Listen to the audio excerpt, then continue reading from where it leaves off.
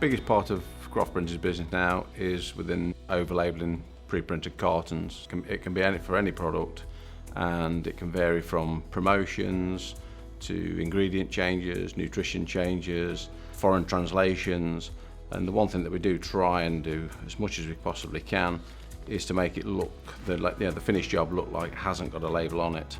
I can just show a sample on here.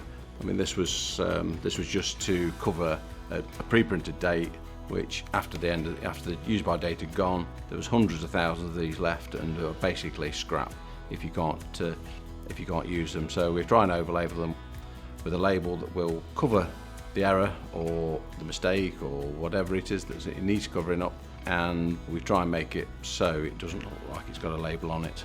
It's not always achievable.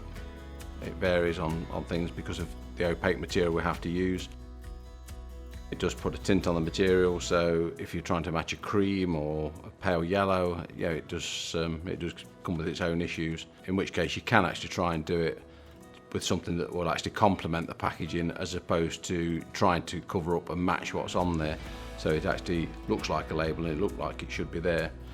We can also do things like foreign translation, so if you get products similar to this and they are small quantities, it's cheaper to put a label on than it is to actually print up a small amount of glued up cartons.